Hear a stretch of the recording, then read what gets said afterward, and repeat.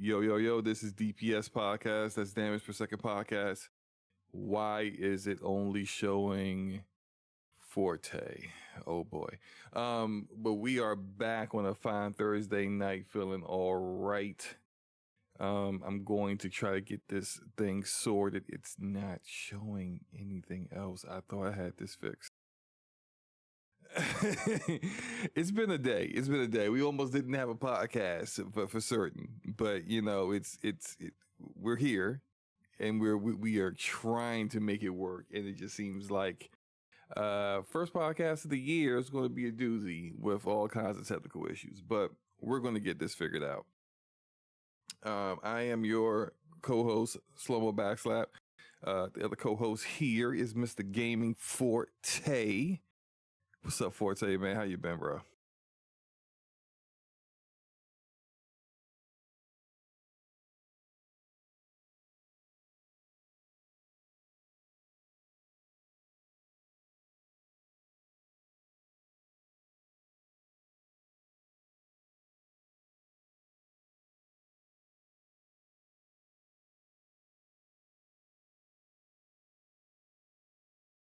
I know, right? It's been a minute. It's definitely been a minute, but I don't really think we missed much. You know, there wasn't a lot going on over the break, which makes sense, right? You know, there's typically not a bunch of stuff happening, but it's um I feel like a lot of things popped up, and I just realized no one could hear you. Oh my, I am okay. Forte, please do this again. How you been, bro? Bro, everything is just not working. I don't understand. But go ahead, sir. Go ahead.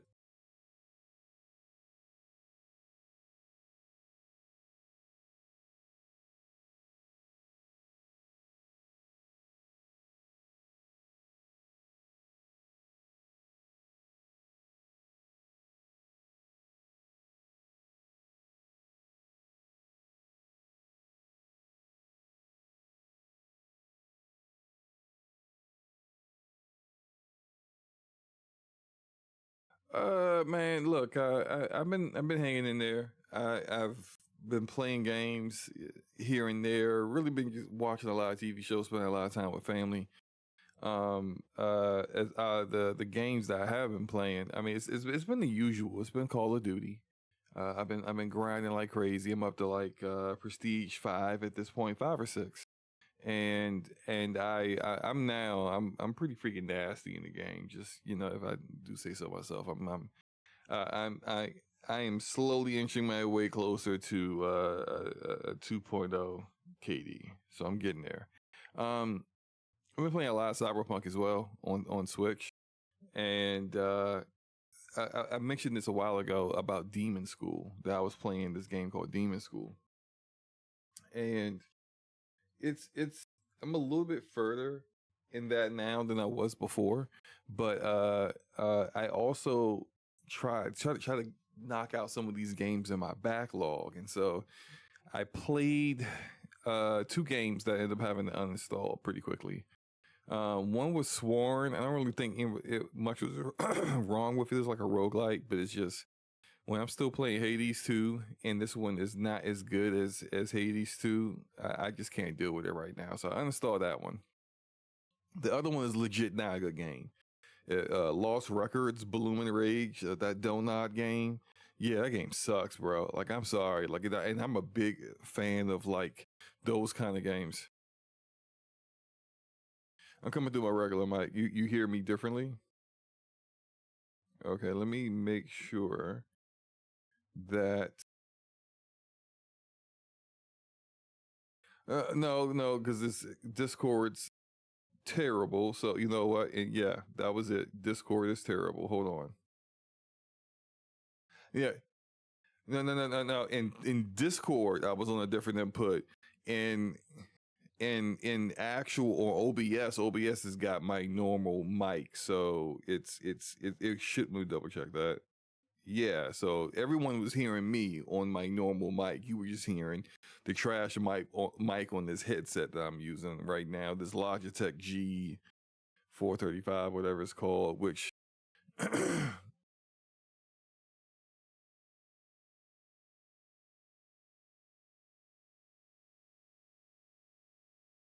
Mm-hmm.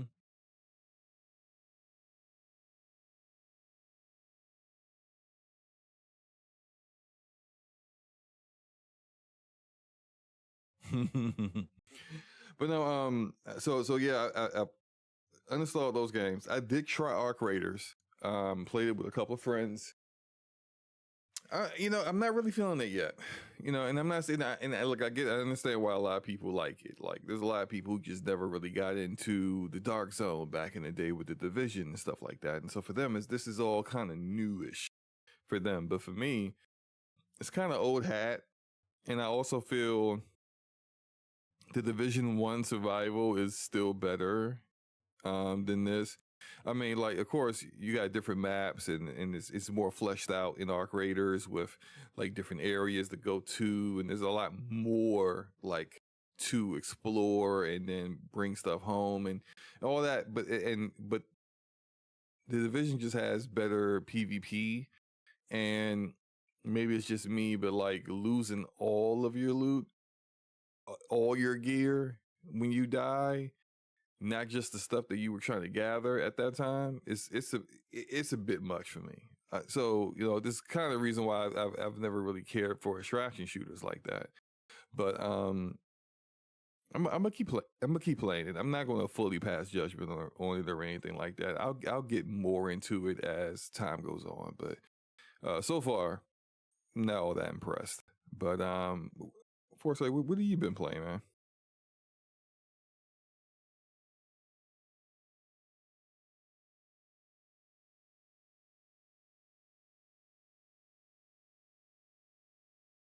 What the? I've been Oh playing my a gosh. what? Yo, What happened? the stream is so terrible right now. I'm sorry. OBS was messing up again. It seems like it's So fine right now for me looking at it.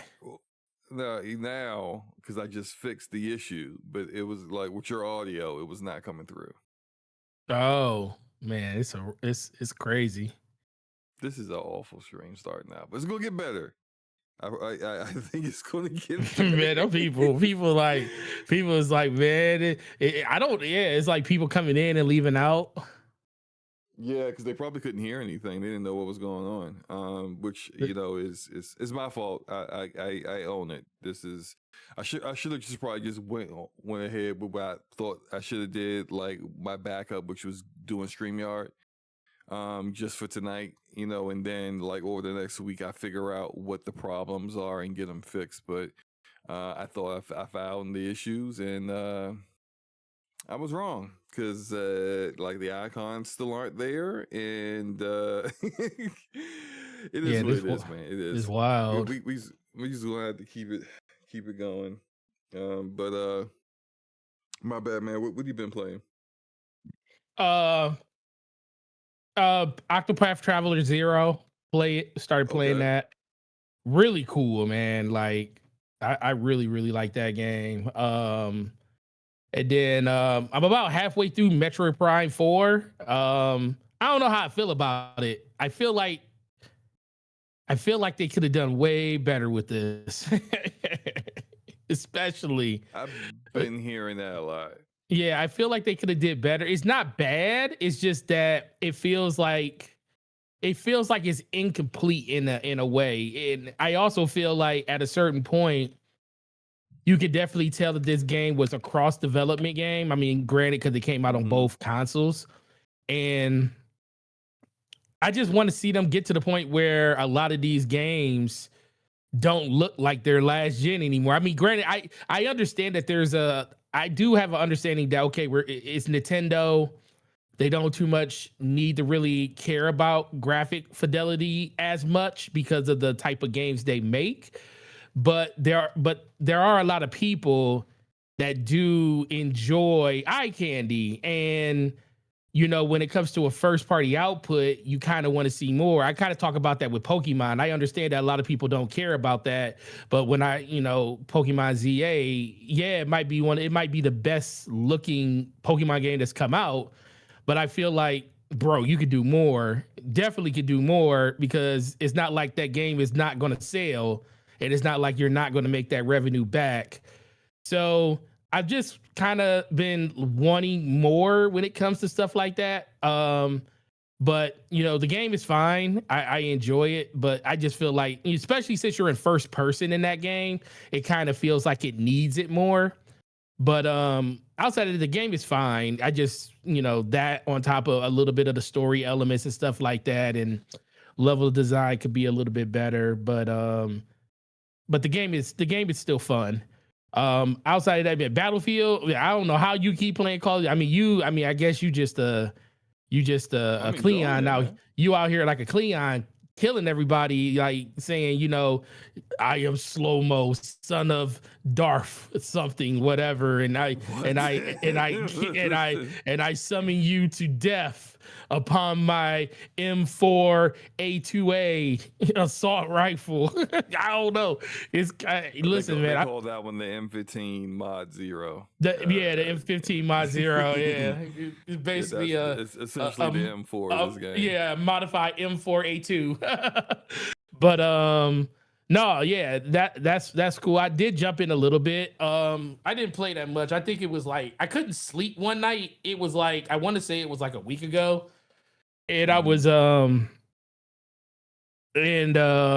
had jumped on and I was like, you know what? Let me install Call of Duty. Well, it was already installed, but I said, let me do the updates. I said, because SloMo's gonna probably want to play sometime in the future.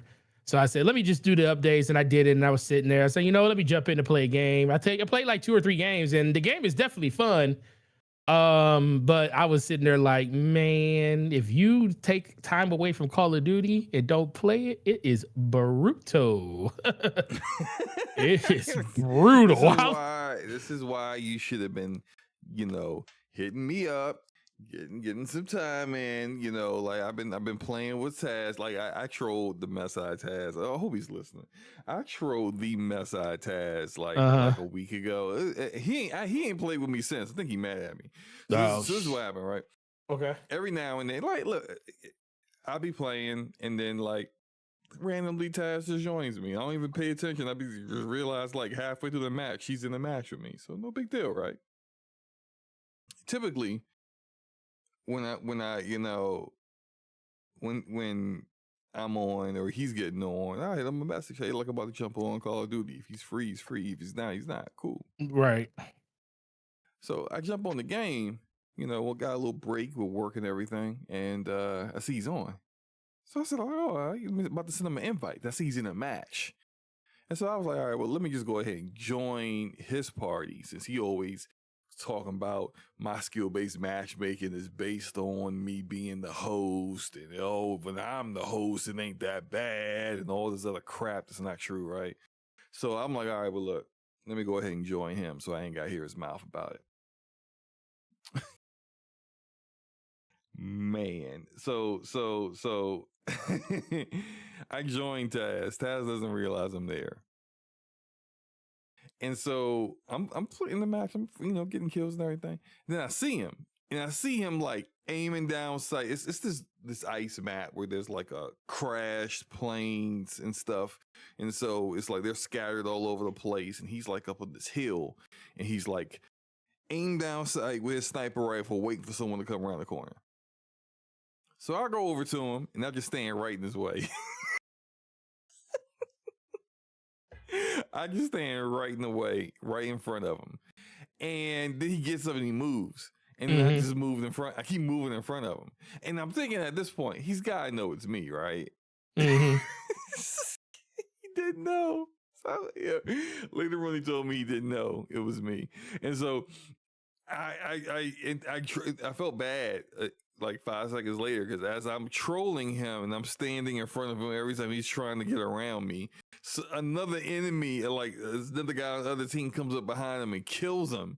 And then I kill that guy, and I felt like, oh crap, I feel bad now because he just got killed. And then, match is almost over. I look up, Taz is gone. She said Taz is out of here. I was like, oh crap. I didn't make it mad. So I was like, all right, well look, yo, Taz, my bad. I hit him up in messages. I'm like, yo, did you know I was there? He was like, no. Just no. Just no other answer. No, you a-hole. Just no. And I'm just like, all right, my bad, bro. My bad. It was kind of funny. And I was still laughing about it. But I was like, my bad. But like, yeah, I ain't played with Taz since, so I don't know. He might be done with me. So he might be done with me. But man, look, it's I've just been having a good time, bro. Nothing wrong with that. Nothing wrong with that. A good time at Call of Duty. I think trying to find the okay topics list here.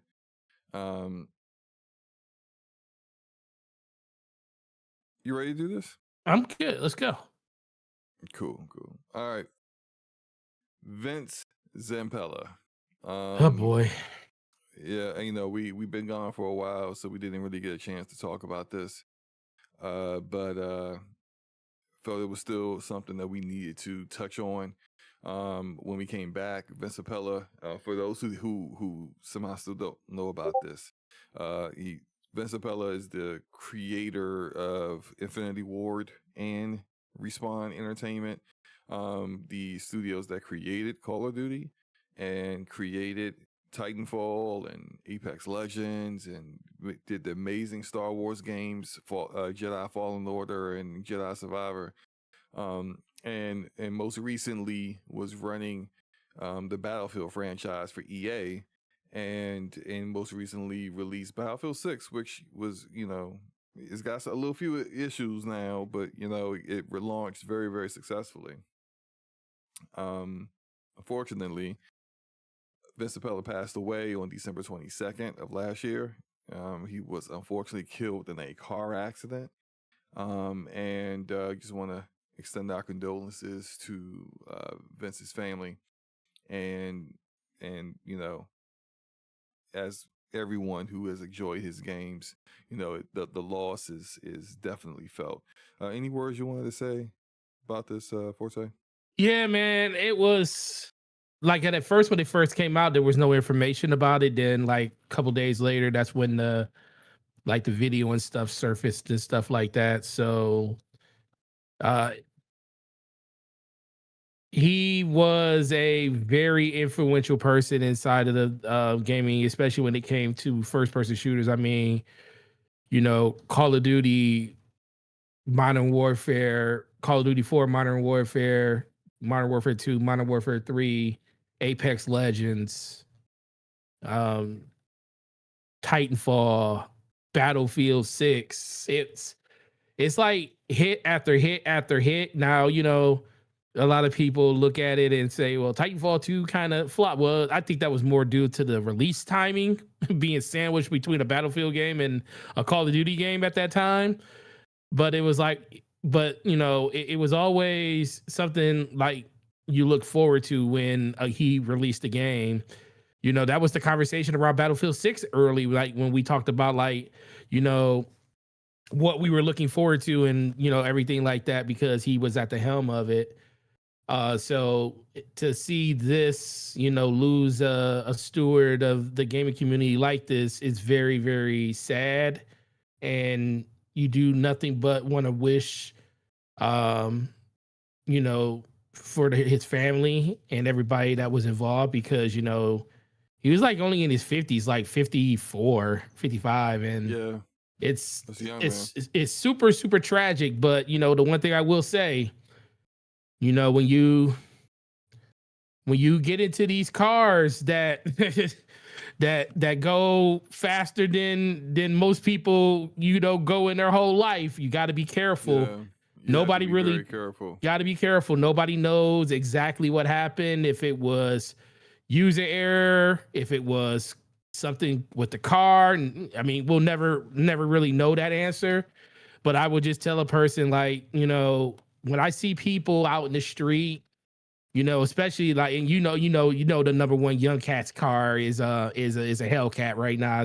That's still to this day, and all you do is hear people racing up and down the street, and you just don't realize how close you are to like not being here anymore because there's a reason that people that drive NASCAR and Formula One do so much training just to do what they do, to go 200 miles. You got to be able to handle that type of stuff. So not to say that he did anything wrong, but this is just, a tragic tale to like let everybody know, like your life can be taken from you in an instant. And you got to respect the things that you're doing when it comes to the hobby. It could be cars, it could be anything, motorbikes, anything. I always tell people, drive for yourself. Drive for the people around you, because that's the only way that we can make it to the next day. I'm just sorry that this happened to anybody, first of all, but then most of all, the fact that it was a person that was this young, and he's definitely getting an outpouring of support from all the people that knew him just across the gaming community ever since this did happen. Because this happened literally the week that we like signed off for the rest of the year, and that was kind of unfortunate that I said some stuff on Twitter for it, but it was unfortunate that it happened the way it happened, like right during the holidays. But that's kind of it. Yeah. Look, I saw the video of it, and the fact that, like, for those who hadn't seen it, and I don't, I'm not saying, hey, go check it out, it's a spectacle or anything like that, not at all. But to kind of describe the event that occurred was he came out of a tunnel that looks like probably Southern California, probably. Yeah. But he came out of a tunnel at extremely, extremely high speed, driving a very fast car. And to me, it appeared with the way, like, the changing of, like, the darkness of the tunnel into, like, that bright light. Didn't catch that turn coming up out of that canyon, out of that cave, because it looked like it. Because a lot of people, when you're driving, especially in that area, I watch a content creator called vehicle virgins, and he does a lot of car testing in that area. And he did a video talking about that area because he was into games too. And he talked about that area. It's like, it's certain parts of coming out of those areas. If you're not paying attention, that slope catches up on you. And next thing you know, you think you got enough room to turn and drift around the corner, but you really don't. So, like I said, no one really knows exactly how this all happened, but it's just unfortunate in general. Yeah. Now, if this was like immediately after what occurred, I probably would like not even mention this. But since it's been a few weeks now, I do kind of wonder what the reaction is at EA about this, because anytime there's a car accident, that kind of tragedy is never something that people expect to happen. It's always unexpected. It's always a shock, and so not just his family being, severely affected by this, but it's also his colleagues at work, the people he's worked with for years, people at Respawn, people with Activision, EA, whoever, right? I wonder where, I guess what we may find is how integral Vince was to making Battlefield 6 the way it was, because or Respawn in general from where they are, because if with him gone now, if the level of quality drop off is that significant, then we can definitely see that, like, he really was the patriarch of the studios that he worked with and the games that he worked on, and really deserved all of that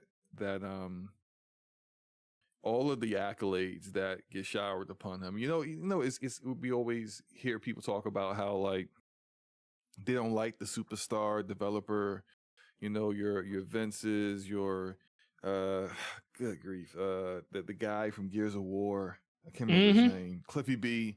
Your Cliffy B's, yeah. your David Jaffe's, your Hideo Kojima's, all these guys that like they get all the praise for the games that they make that are successful, as if there's no one else there that did the work like they did all by themselves, but it's like hundreds of people that work with them. But right. They're the visionary, right? They're the architect of the idea of what they're making, and they're the ones that kind of keep everyone on the same page, keep it all together. When something happens tragically and that person isn't there anymore, like I guess it kind of becomes what happens here. Like, Right. is there a successor that was already in place that couldn't just kind of pick things up where they left off? Is it just everyone's reeling, emotionally as well as professionally, and they don't know how to handle things going forward? I think it's going to be a very interesting time for EA, especially considering with some of the issues that they've had with getting acquired, with potentially, that acquisition. We talked about this before. They gotta come up with 18 billion by the beginning of 2027, I think, right? So a year from now. I don't know how much of that they've already paid into, but if you look at their numbers, that's not something that they were doing great, and they weren't in debt before this acquisition, which makes me wonder why the heck this acquisition even happened. But Right. by their normal operations, they were not able to pay this off in time. And maybe Battlefield 6 will help with that, because Battlefield isn't always out on an annual basis, but their EA Sports games are. So who knows, right? But there's going to be a lot of interesting times for them, I guess. Anything else you want to say on this? It's in regards to the professional level of things with EA and Respawn and all that in Battlefield. Yeah, that's your game, so this has got to be pretty rough. Yeah, it's definitely. I mean, like you said, I think the biggest thing is we're really going to find out how much influence he had over decisions and stuff at Battlefield. I mean, because if it's like a slow grind to get content out, because they had some content already on the books that was already being done, but we know Battlefield doesn't release annually. It doesn't even release semi-annually. It's like almost every 3 to 4 years, mostly 4 when they do. So I'm really interested to see like how long it takes for them to like get to the next thing, or was Vince's influence basically just the development of the game in the actual style and gameplay and mechanics and stuff? And that's the case, then they should be able to hit the ground running and be able to satisfy what gamers want when it comes to that. Now, the unfortunate thing is the game has dropped a bunch of players. It's like lost a good 70% of its players from day one, which really isn't shocking. A lot of people, when you say 70% of your player base from launch isn't playing anymore, that's kind of the natural ebb and flow of what happens with games like this. The biggest thing is, what are those upticks going to look like when they do release new content? Because games consistently go through this. Like I always talk about how Bungie and Destiny had 21 million people playing the game in the first month that it came out, and that dwindled down to like 7 million people by the end of that year, which is like literally a good 40%, like more than 60-70% of their player base vanished.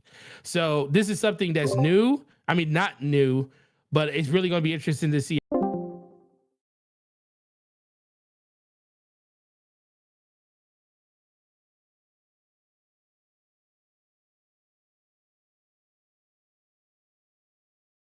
Battlefield 6 was the most highest selling game of the year. We'll find out if it held on to that sometime this month when Circana comes out with their data and their information to kind of talk about holiday sales for through December and through the year 2025. But no matter what that is, they had a successful year with Battlefield. Battlefield has been successful. It's just going to be what's going to be next now that, you know, the person that was not just in charge of Battlefield 6, but just Battlefield Studios in general. I think that is more of a concern of what EA is going to do with that, because I think when it comes to like the respawn side of it, I think they pretty much already had safeguards in place, not for something like this, but basically just if they needed Vince to like completely, fully just be devoted to Battlefield and not come back over to respawn or anything like that. So I think that side is perfectly going to be fine, but you know, it's going to be interesting to see. Yeah, I think it's going to be what is it going to be like for the next person, the next head of Battlefield, because that's what he was. He was the head of Battlefield and Battlefield Studios and development and creation. And you know, I want to see what the next person or who that next person is going to be. Yeah, I may have got this figured out with Discord. Don't hold your breath, though. Don't hold your breath, though. I've been trying in the background, trying to get like, because I can't even do freaking the bumpers. You know what I'm saying? I can't do nothing right now. But you know, hopefully, I got it fixed. So we're gonna see. You know, for the let's see if I can get my my good old sound effect here. Really? Oh really? I hear sound effects. Yeah, there we go. So maybe we're good. Maybe we're good. We'll see. I've touched on this a little bit with you earlier, but developer Deck9 is releasing a new Life is Strange game called Life is Strange Reunion. Mm-hmm. And let me get everything out, the news part of it out before I get my opinion.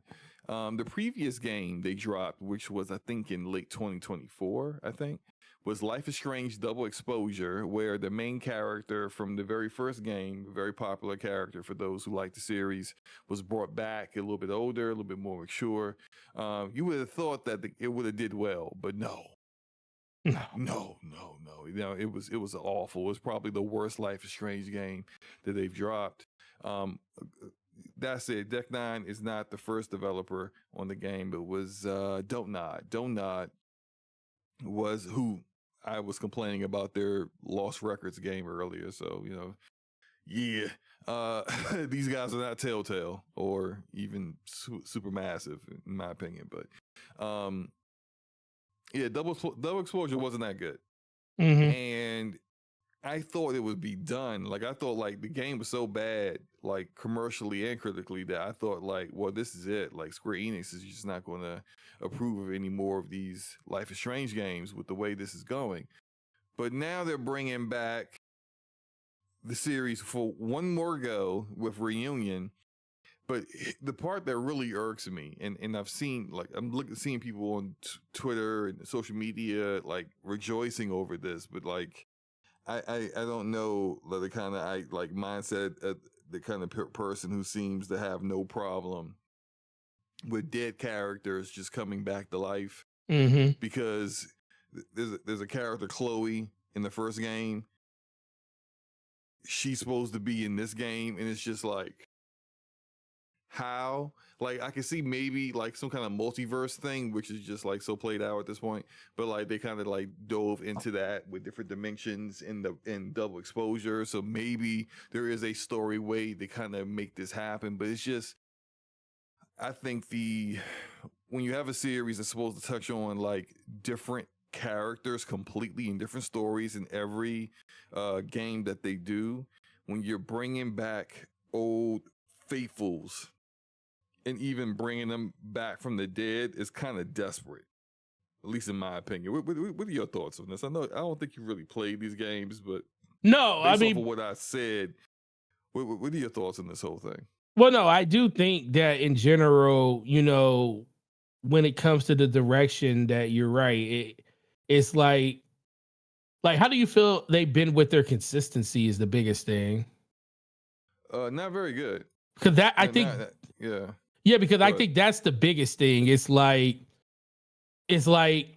even within games, it doesn't feel like they've been consistent. Like they've been, you know, they've been missing out like with the just how games have been the development of games, the time it takes to make the games, and then even when they get the games out, it seems like the consistency of just the ebbs and flows of the games themselves have kind of been, you know, left people wanting, which is which I guess is a gift and a curse, because if you got people that want to, you know, they want more from it, that means they're kind of enticed and entangled into what you're trying to tell and what you're trying to do.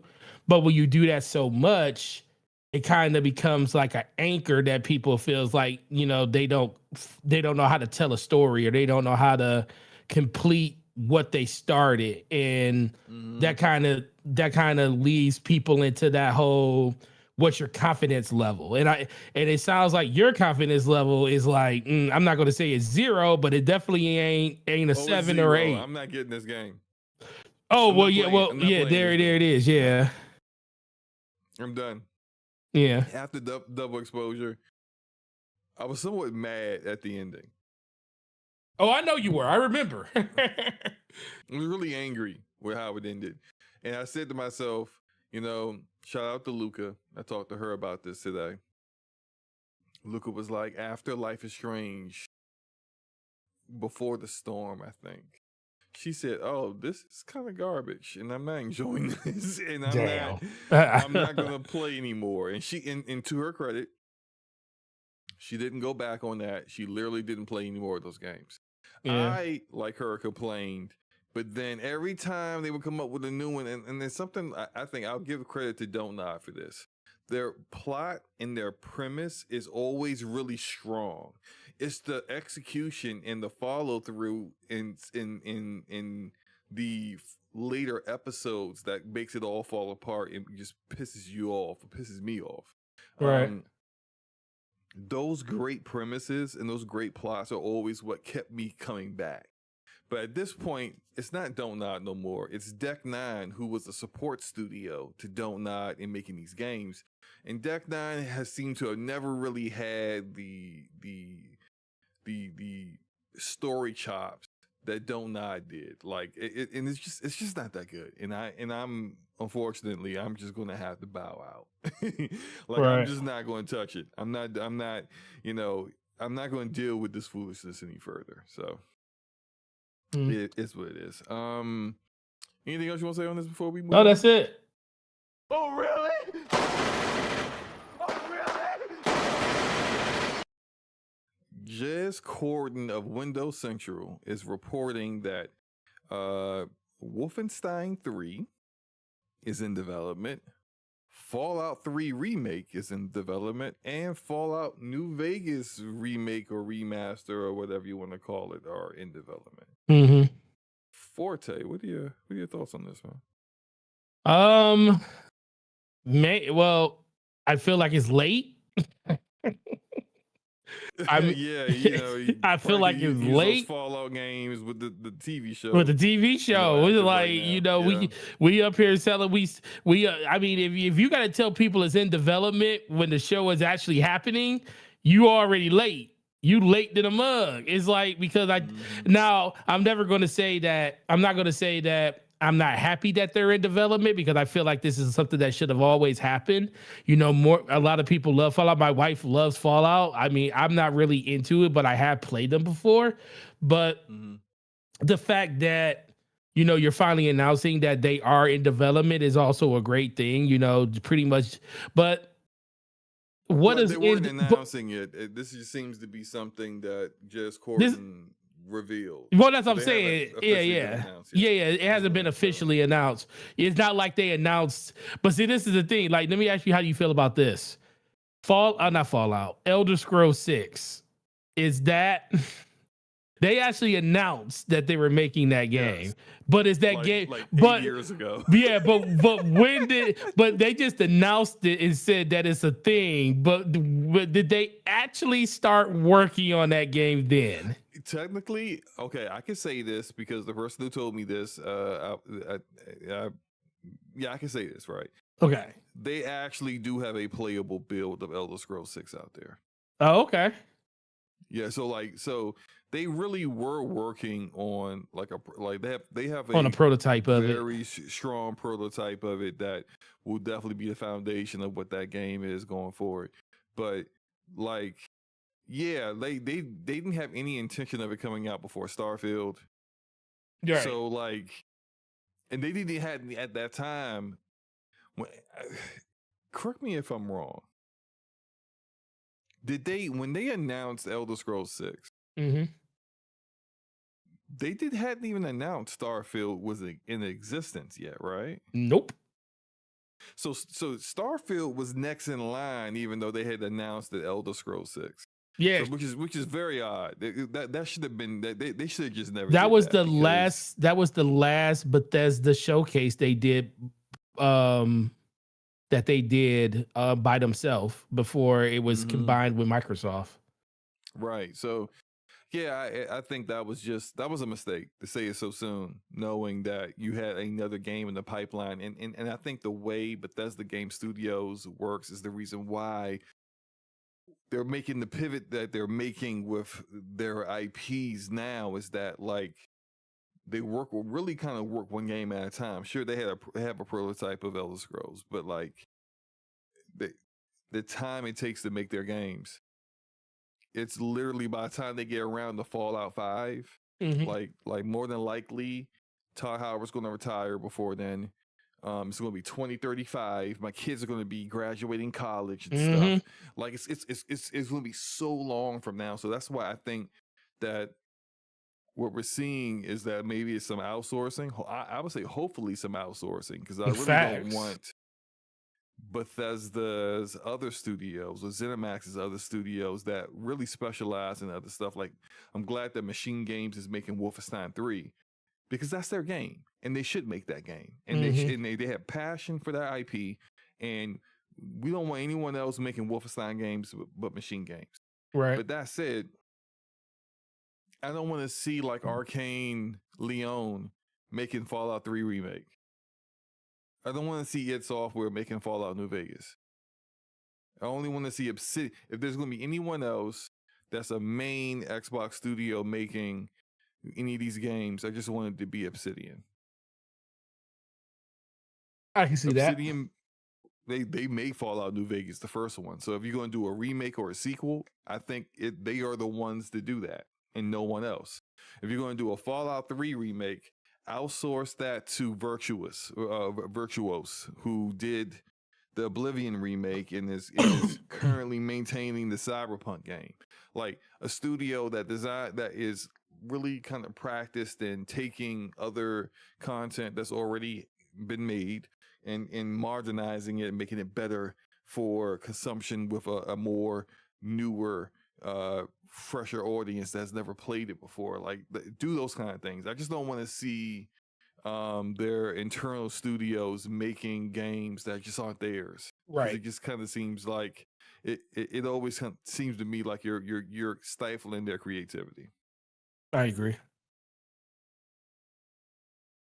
Cool. Anything else you want to say about Nope. this before we? Sounds great. Oh, really? It's great.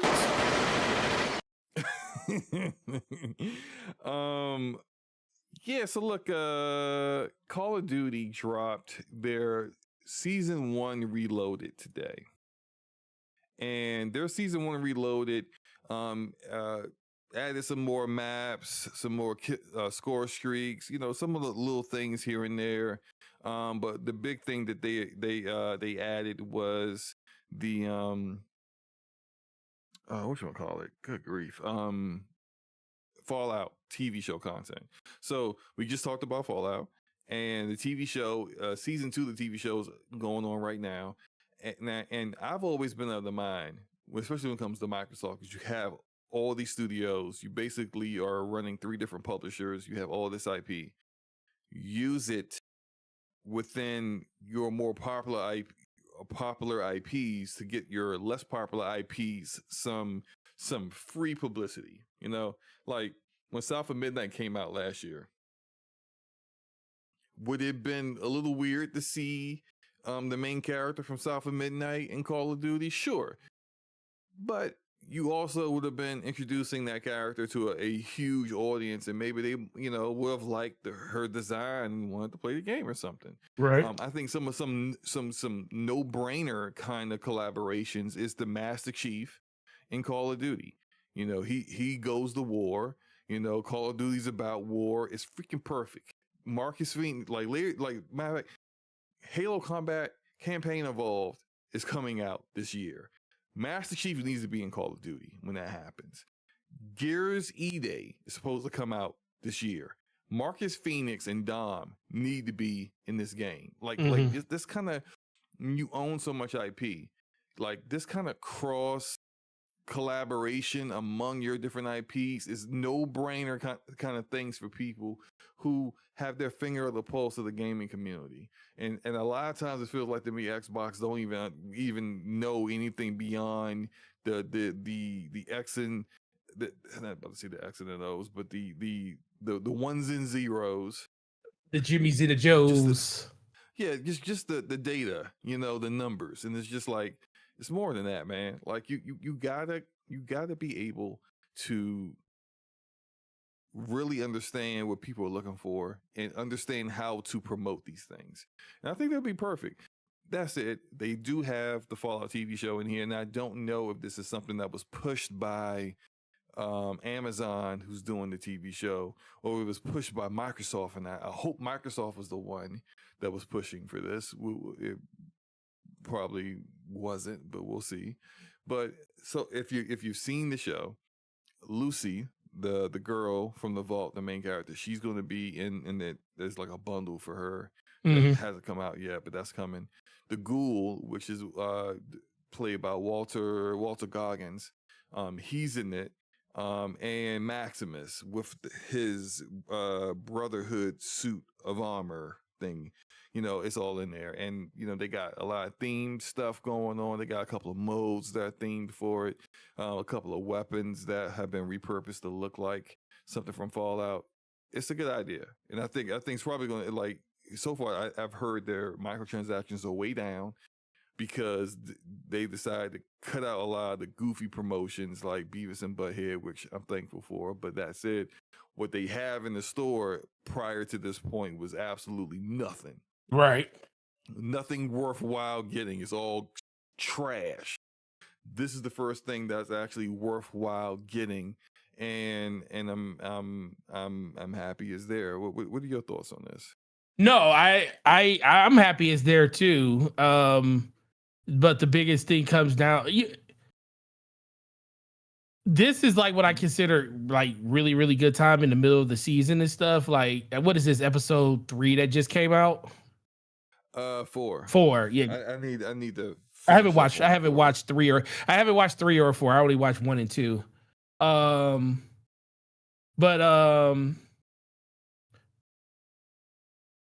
Was there a price on it yet? So the bundle for Lucy, I'm thinking it's probably going to be like 2,400 CP, which is typically like, I don't know, maybe like $20 or something like that. Getting the Ghoul and Maximus, they have that set up in a limited time event, and so if the limited time event's technically free, but what you get on the free track is like vault suits that you could put on a couple of the Call of Duty characters that you get by default, stuff like that.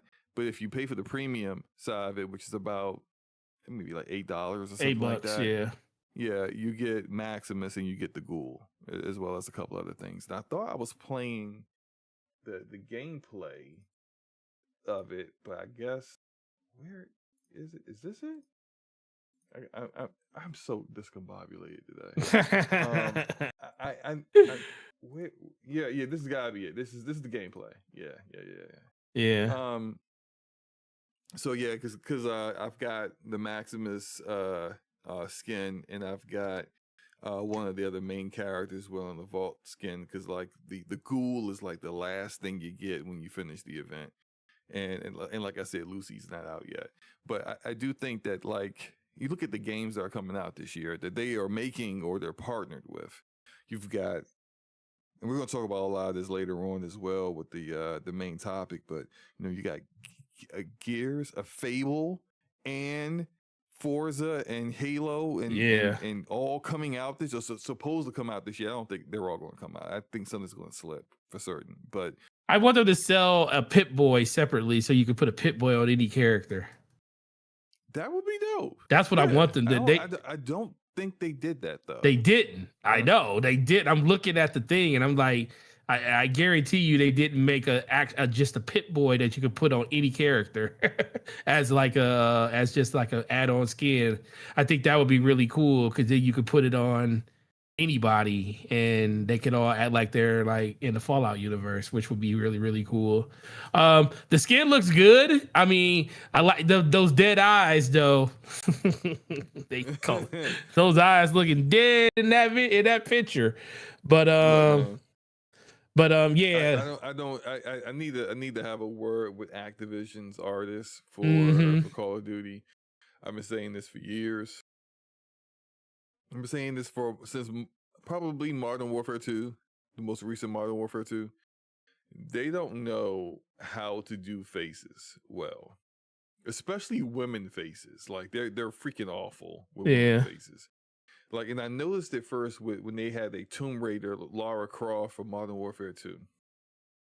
And the only reason I knew she was Lara Croft is because she had the Lara Croft tank top, the Lara Croft cargo shorts, and the dual pistols. That's it. And the dual pistols aren't even in the game. No, they're not.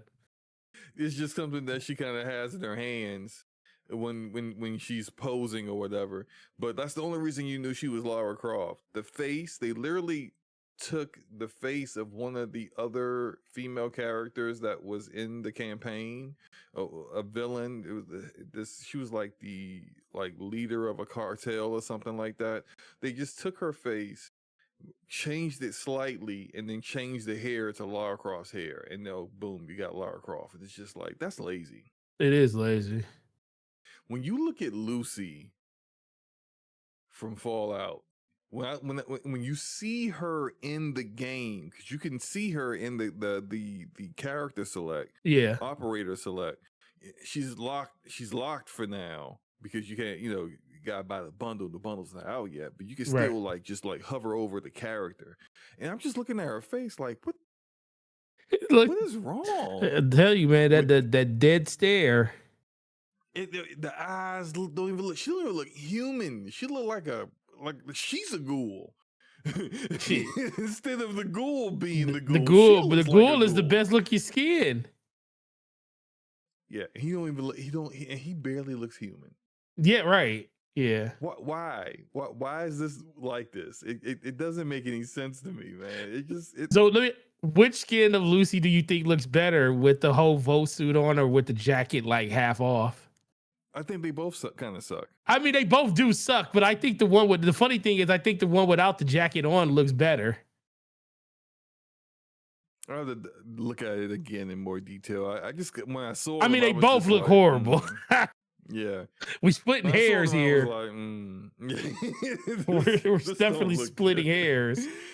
And the fact that they're going to charge so much money for this is going to have people like, man, I don't know, man. They don't look like Lucy to me. It's just but they gotta get better at this stuff. Well, at least I would say doing the Master Chief, because you're gonna keep his helmet on, right? Right. Hopefully. Unlike the TV show, but you'll have his helmet on. I think having, because like Maximus in the armor, with the helmet looks fine. So I think if they did that with the Master Chief, it'd be great. But Marcus Phoenix, they're probably going to screw Marcus up. Probably so. Dom, they're going to screw Dom up. Baird and Coltrane and all them, they really probably just going to mess it all up. But I'm glad they're at least attempting it, or maybe if this was actually pushed by Amazon, and then they kind of see how well it does sales wise, they may say, hey, we should do this with everything that we got. So especially in a year where they're supposed to have a ton of content, but it is what it is. Okay. Yeah. So, anything else you want to say on this before we move on? Nope. All right. This one's going to be a little rough, but Oh, here we go. really? Oh, really? EA is shutting down Anthem, and that shutdown is coming very soon. It will be on January 12th, which is Monday. There is no offline mode. Sure They isn't. did not implement an offline mode so that the people who bought this game only okay, that's been a while. It's been 7 years, but the people who bought this game 7 years ago do not have any way of playing this game a week from now. So after the 12th, you will never be able to play Anthem ever again. Forte, we've talked about this game multiple times over the years, and there's always been an air of disappointment in discussing it because it just didn't live up to the kind of expectations that we wanted for it. But do you think EA should have put the work in to make an offline mode? What do you think? Yeah, I definitely think they should have, but the biggest thing that really this is the thing, once they cancel that rebuild and Yeah, Anthem next. yeah, once they canceled that, it was like the game was just however long they were renting servers for at that point. Cause this kind of lets me know that these are probably not running on EA's official servers anymore. It probably got moved. I wouldn't be surprised if it got moved somewhere like AWS or something like that, or maybe Azure Cloud, something like that, where they were leasing it or we're renting it. Or if it is on our server, they just want to allocate that bandwidth to something else at this point. So it just lets me know that when they didn't re-up and finish Anthem next, that this game was already on life support, and it was basically however long of a contract they had to let this game run on whatever servers it was going to run on is what they were going to do. And then once that was up, because for the most part, the companies like this don't pay monthly for things. They pay for this. They pay for like a bundle up front. So it was no reason to like take it offline if the game. But if that's the case, they must have had such high hopes for this game That they paid a lot. Right up front in order to, and they just basically just kept the servers on because it was. I mean, why not? Why not? I mean, you never know. It might, a streamer might pop up and say something's great in the game, and then all of a sudden you get a flow of people playing it again, and then you start getting microtransactions and stuff like that. Even knowing the game is pretty much end of life, it's been end of life for like 3 years now at this point. Right. Probably little. Look, that's what happened with Division 2. Ubisoft stopped working on that unofficially and didn't tell no one. Didn't tell nobody. And then like the Division community kept playing the game and wanting more, and then when they canceled, which I think they probably were really kicking themselves for considering the success of Arc Raiders, they canceled Division Heartland, which was an extraction shooter. And like, what do you like? They didn't want to basically leave this Division community with nothing until Division 3 comes out. And so they started making more content for Division 2, but Division 2 still had players, And so it's just, that's the one thing that Anthem never really had. Anthem had a ton of players in the beginning because I think it sold like almost, it sold a lot. It didn't sell like 10 million, but it sold close to that. It sold a lot of units up front. But with BioWare not understanding how to really do live service or how to make a looter, the fall off was pretty drastic and pretty rough. And EA, I think something that like I hope they've learned from this, and maybe hopefully before Vince passed, that he kind of really imparted upon them to not give up on games so quickly. That's something I hope Sony also learns as well, because I felt like they shouldn't have gave up on Concord that fast. 2 weeks is not enough time. You know, like, and sure, it's an embarrassment to have a game do so poorly, but at the same time, that embarrassment, you got to own that because you were the ones that created that situation to make that game come out and look like that, and not quite understand what the actual gaming community was looking for. But but when the community is telling you, and I'll say this for Concord, actually, and Anthem, this game is fun to play. Right. You just need to do X, Y, Z. Canceling the game is not like, or just giving up on additional content is really not giving it a fair shake. And in the case of Anthem, all BioWare was asking for was 50 developers, and they knew what they wanted to do. Mm-hmm. And they were going to have it out in like a year or two. And EA just did not believe it had any shot of being successful. I think it did. I think it could have. But the other issue is that, like, for this game, nobody was trying to spend more money on it. Nope.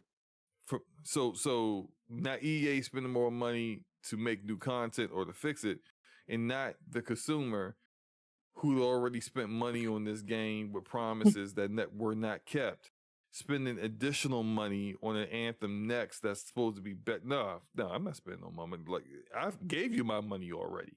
Mm-hmm.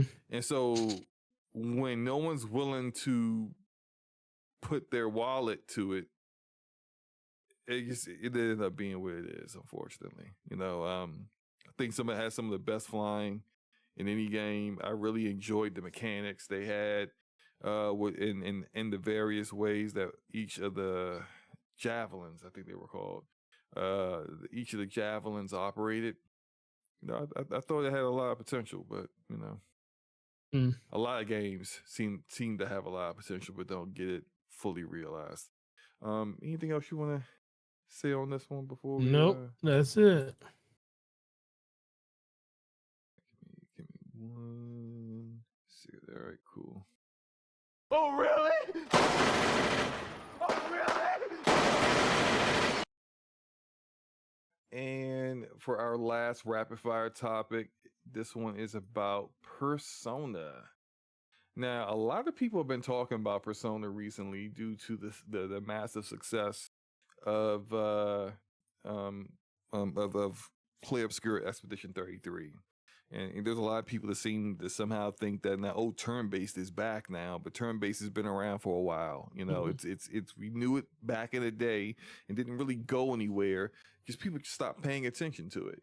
And even with that said, Persona games have been coming out for a while and really, you know, slowly, gradually selling more, getting bigger influences over time. And, you know, I think they did get a little too crazy with these spinoffs. One of them here is Persona 5 Tactica, which is decent, but it's just like, bruh, stop milking Persona 5, please. Like, you've made every kind of game and every kind of genre out of these characters. They've milked the hell out of it. Where's Persona 6? And it looks like that might be happening because the Persona creative producer Kazuhisa Wada, you know, I probably butchered that. I apologize. He teases that, you know, new information is coming for Persona very soon. I thought I had the quote. Let me go find the quote he had. Oh my God, here we go. 2026 will also be a good time to talk about the series' expansion. Various preparations are steadily coming together. So, like, when he says the series' expansion, maybe it's just me, but I'm hoping he's talking about the next number. The right? next number, yeah. The Persona expansion going 6. to 7 or 6, yeah. Persona 6. Yeah. So, because I'm just tired of seeing these characters. And I think there is supposedly a Persona 4 Golden remake as well, which I like Persona 4, so I'm not, you know, concerned about that one. But I just I I think they've milked it too much. It kind of reminds me of Street Fighter. Remember how back in the day there was like a Street Fighter 2 Turbo, Street Fighter 2, Street Fighter 2 Anniversary Edition, 30th Anniversary Edition. Yeah, like Street Fighter Turbo, Street Fighter Super Edition. Turbo. It's just like stop. Like it's just put a 3 on it. Like and it took forever for them to finally do that. And I kind of feel like at this point, that's how people feel about Persona, is that it's taking too long to come out with this next one. And now I think they kind of have put themselves in a position where, because of Expedition 33 and how successful it was and how it wasn't just a traditional turn-based game, the parry, the dodging, some of the other mechanics to it really fleshed it out, where people are expecting, like, now they say this is the standard. So what are you gonna do?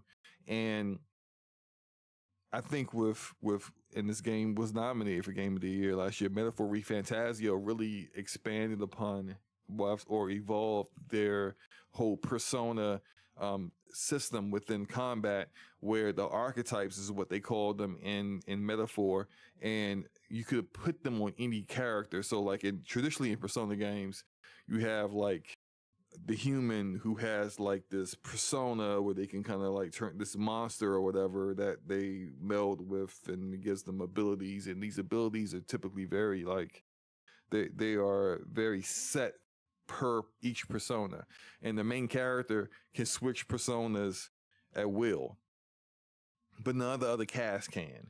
And in Metaphor, they changed that so that everybody could typically pretty much use for the most part the majority of any of the other archetypes, which allowed a bit more strategy for you to kind of figure out how you wanted to have your setups, work.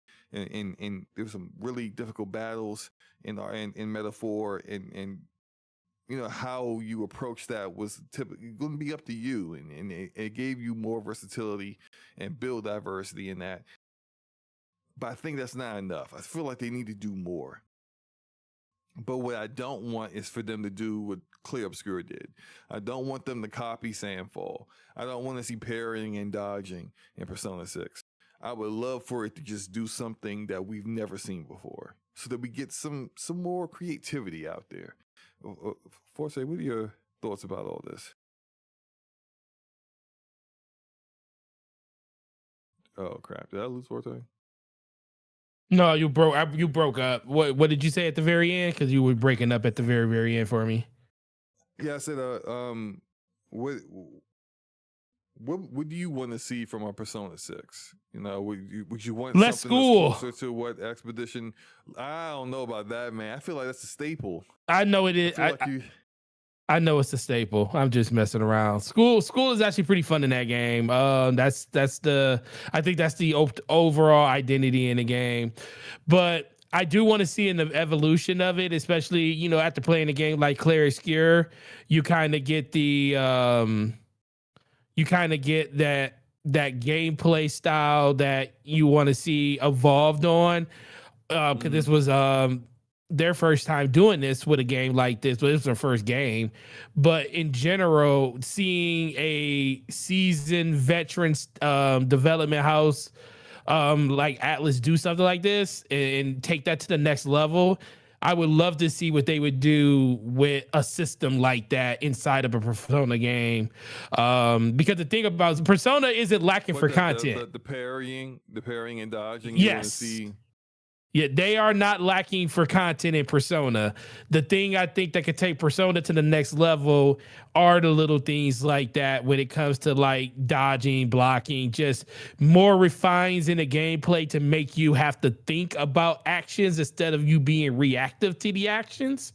Because I think that's the best thing that they did with Claire. It's like, not only were you reacting, but you were basically making the judgment in the game and how you wanted it to like perceive and play for you when you played. And I think that was kind of one of the best things that game did. So I just want to see a more seasoned veteran staff of developers take that system, not just that system, come with their own thing, but just that philosophy and see what they can do with it. Because like you said, I think the biggest thing with Persona 5 is they have consistently built on just that narrative with those characters, Joker being the main catalyst of it. We're talking about Persona 5 has been a thing that people have been talking about ever since Smash Brothers came out on Switch 2. And they announced Joker as one of the playable characters that was going to be one of the DLC characters in Fight 1. So that just lets you know how long they've been living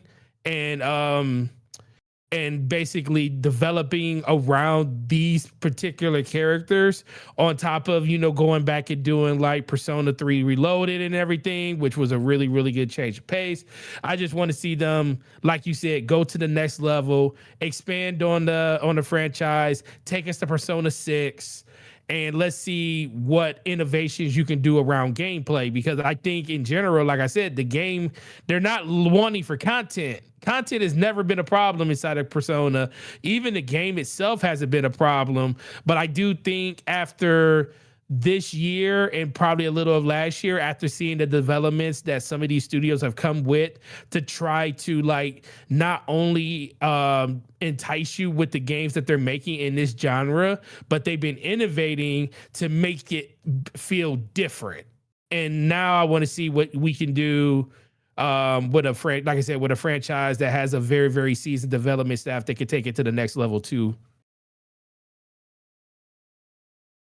Yeah,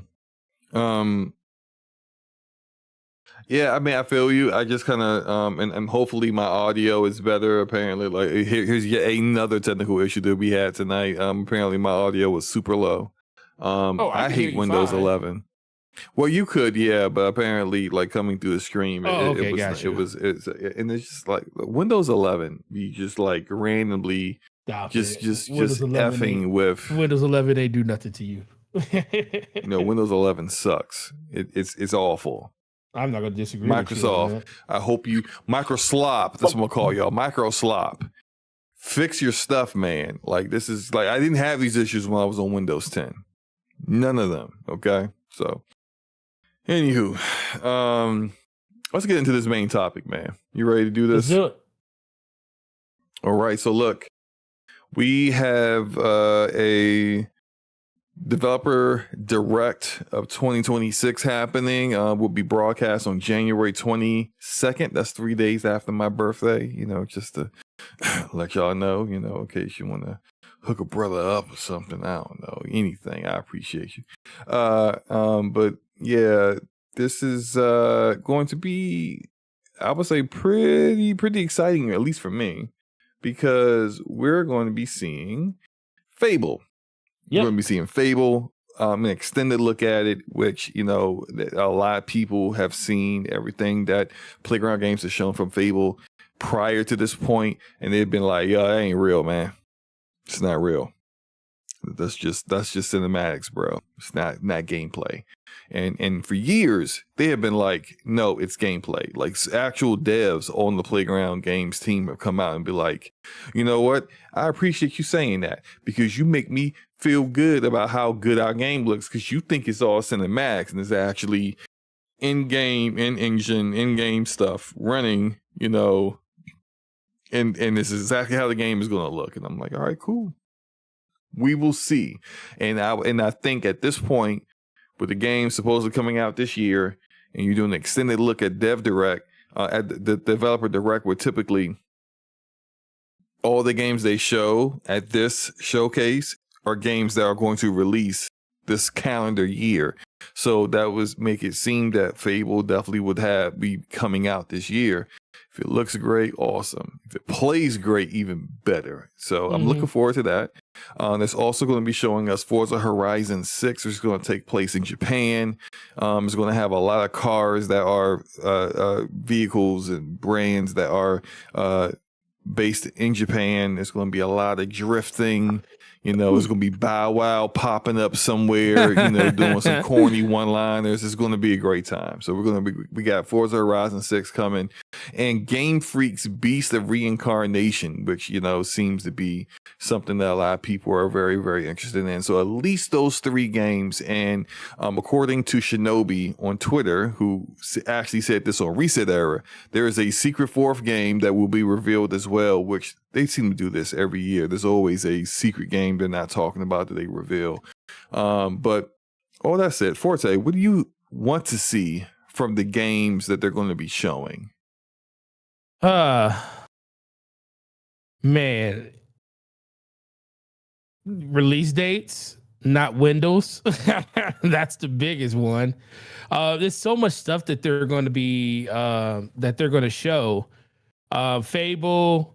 I think Fable's going to be, especially now that we know that they're going to show it's going to be a deep dive. I wouldn't be surprised if I kind of want Fable to be the thing that comes out this year where they do like that big deep dive at the end of the show. They still haven't announced what that. I mean, we just found out what this was going to be, but we didn't find out like what that extra thing at the end of the show like they did last year was. I think South of Midnight was the one for last year, wasn't it? South of Midnight was last year. What else? Doom: The Dark Ages was last year. Yeah. Ninja Gaiden 4. What was the big thing? What was the thing that they? Because I know that's what they showed. Like, but what was that's Expedition 33 as well. What was the deep dive that they did at the end? Like they did the direct, but then what was the show? They did a shadow drop. They did a shadow drop of Ninja Gaiden 2 Black. Okay, yeah, they did a shadow drop of Ninja Gaiden 2 Black, yeah. So yeah. I mean, of course, Forza's not going to be Fable's not going to be something like that, but I'm just looking forward to just what these studios are offering. You know, we always talk about, you know, when Microsoft was going to hit that stride when it comes to like a lot of the studios they purchased over 4 or 5 years ago was going to be due to like release games again, you know, like in Exile, looking forward to their next game. You know, when they purchased them, they just released, what was the what's the name? Westworld, not Westworld. That's the movie. That's the TV show. What's the name of the game that they in Exile? Some starts with a West. Oh, Wasteland. Wasteland, right? Not West. Yeah, Wasteland. Wait, I don't know this Wasteland. But I'm looking forward to like what they're doing. It seems that, you know, State of Decay 3 is still a thing because they did show trailer of it last year. So I'm kind of looking forward to seeing what that next thing is going to be. The biggest thing is I want to know how many of these new titles are going to be, you know, converted over to like a games as a service and stuff. Like I can see State of Decay being that, where it's more of just a game, where it's actually more of an experience, like how they did with Sea of Thieves and stuff like that, like how grounded is.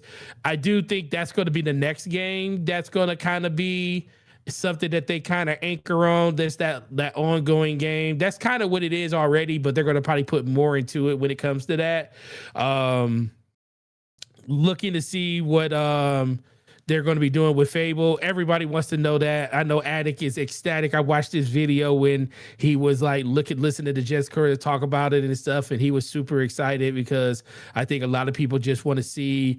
I just kind of want the questions to be answered. Like what we're seeing on screen is actual gameplay, even though, and I believe it is. In the words of SloMoBackSlap, until I see gameplay with a HUD on it, I don't believe it. So that's kind of where I am with that and stuff.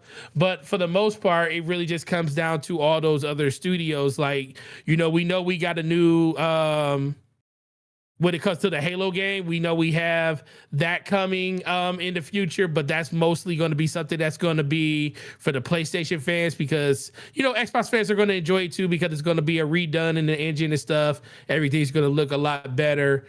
Gameplay is going to be a little bit more refined and stuff, but I just think in general people are just going to be really, really looking forward to that.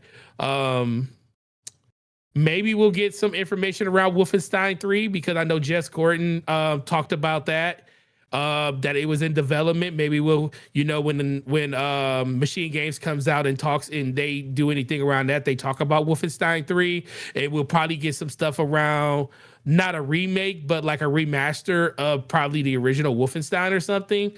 I can see something. I can see that being something that's like a one more thing at the very end. If you want to like dive back into like how they did Ninja Gaiden Black 2 and stuff, talk about how you're bringing up some of those older games from Machine Games. But in general, seeing Forza 6 there and Beast of Reincarnation is the game I'm looking to. Ever since I saw the trailer slow-mo, I was like, yo, this looks incredible.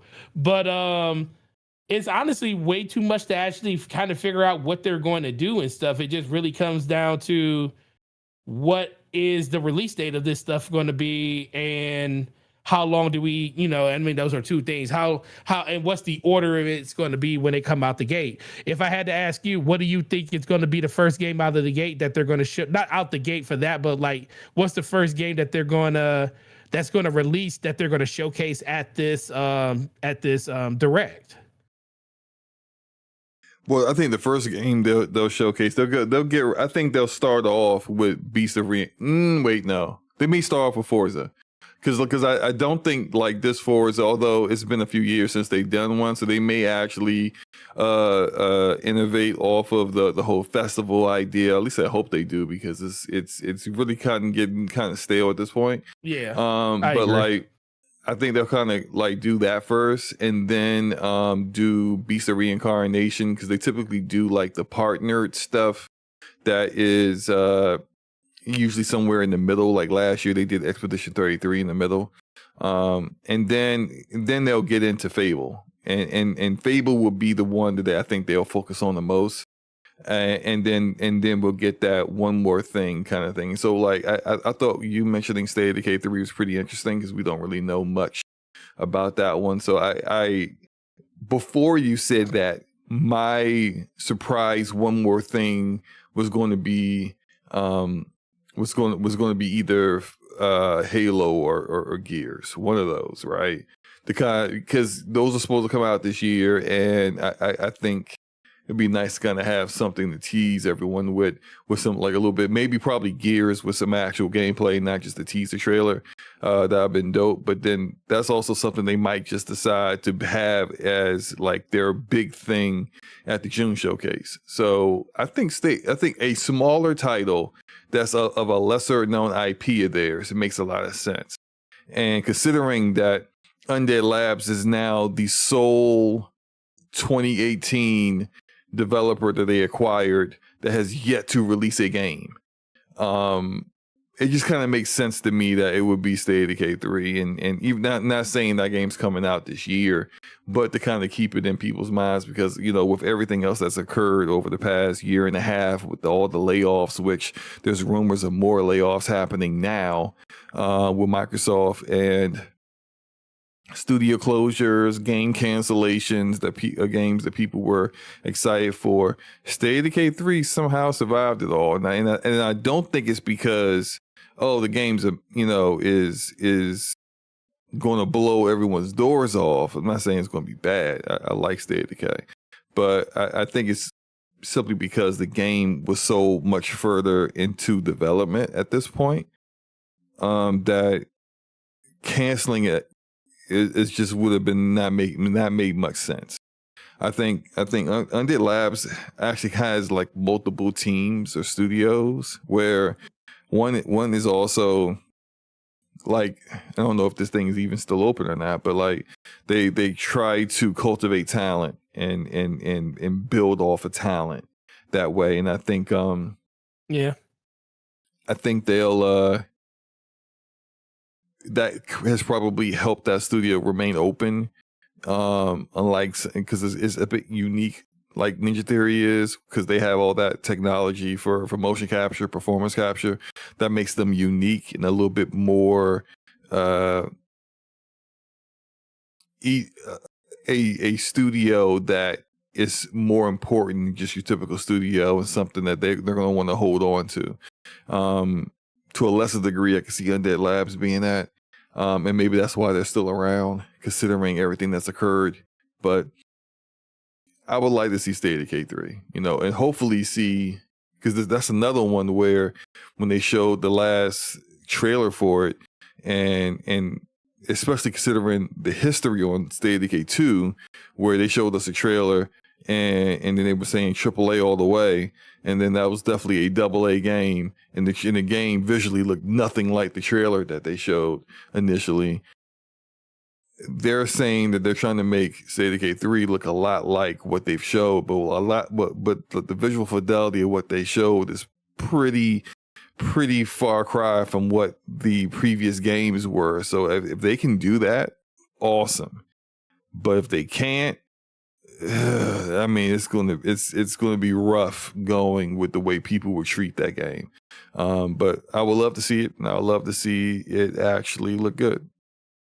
Yeah, I agree. I think that is it. Yeah, I think we ain't got nothing else, man. What? Let's go. Yeah, like the question you asked me, that's how we so in sync, because that was the question I was going to ask you. That had that on the outline, Oh. But no, man. I mean, look, we were glad to be back. New year 2026. Appreciate everyone who came through. Hope you guys are ready for some awesome gaming this year and some awesome topics that we're going to have as we go throughout the year. The technical difficulties, I apologize. It's all on me. Hang it all on me. You would think, just being away for 3 weeks wouldn't have us have me hosting like a rookie, but sorry, bro. Here I am. Here I am. So you figured it out. It's what it is. Yeah, I mean, we got it. On. Finally got it working correctly eventually, but it took a minute. So, we will be. I know, and I wanted to say this. We've had some days where we ended up doing Fridays because of busyness between myself or Forte, whether it's Forte will work, me will work, us being just dead exhausted, and I kind of want to get back to making sure that people understand that we do Thursday nights. We a Thursday podcast. We are a Thursday podcast, not Friday podcast. Okay, Thursday. It's just. So we'll this year we'll try to be more consistent with that. And once we get, like, YouTube keeps messing with us, like we keep getting the monetization stuff right, and then YouTube screws it again, and then it's like, what's going on? So like I'm one of my big things this year is making sure all that stuff is just a thing of the past. We're gonna get all that stuff done, and then once we really start to get all that squared away, me and Forte have talked about this. Any money you guys donate to us or with the memberships, we don't really want to, like, I'm not trying to say that we just financially we got it like that, but we don't really care about the money for us. We want to just put it back into the podcast. So anything that we get, like we already talked about what, out of the money that we've already got, what we may put up as a giveaway, depending on like how much we get in, it will determine on what we end up doing. But for certain, we're going to give away a game very soon, as long as YouTube allows us to actually get the freaking funds. It's like, I've never, like, both of us have our own channels to have monetization, and we've never had these issues that we've had with YouTube with this. It's just, it's like somebody on the back end is just effing with us, just like, they figured this one out, let's throw another curveball into it. So it's just, we'll get it figured out, sorted eventually. But when we do, we want to just definitely show our appreciation to you guys for rocking with us for all this time, all these years. And now that we're finally starting to get the ball rolling with these things, it's just going to be making sure that you guys understand how much we appreciate you. Yep. Appreciate you guys a lot. Yep. And I guess that's it, man. Forte, let everyone know where they can find you over the next week. Man, might be on IOP this weekend on Sunday. I'm actually off work that day. So more than likely we'll be there. Other than that, just happy that my work schedule is back to normal and I don't have to worry about, I mean, it's still going to be a little busy because the second holiday is called tax season. But yeah, nothing like it was. Like, I was exhausted by the time it was all said and done. And I will tell this, people, I know a lot of people have been calling me and asking me because GameStop did close a bunch of stores.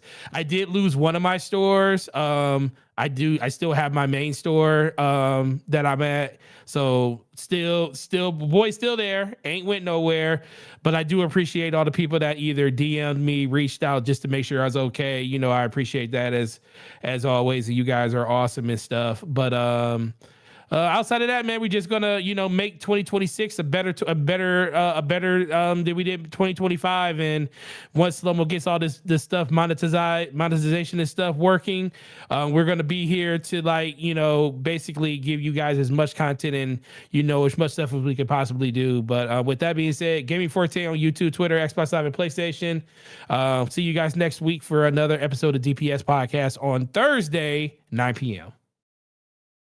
Yep. And for myself, now that I've maybe I'll stream Arc Raiders now that I've played it a little bit, and you know, look, I want to enjoy this game as much as apparently everyone does. I just don't. But maybe I need to just give it another shot. So maybe in between now and next Thursday, I'll do a Arc Raiders stream. We'll get in there and see if I can get, you know, all the apples and all the duct tape and all the dried up boogers under tables out, and so that extracted, so that I can make, like, you know, it's the weirdest stuff. I don't know, man. Like, it's. Let me stop because I sound like I'm hating on the game. All right, look, I probably will stream that or maybe something else. We'll see. But again, hope you guys enjoy the rest of your week. Enjoy your games, man. And we out, man. Peace. Peace. Oh, before we go, shout out to Arcade for becoming a part of the infantry. The DPS infantry.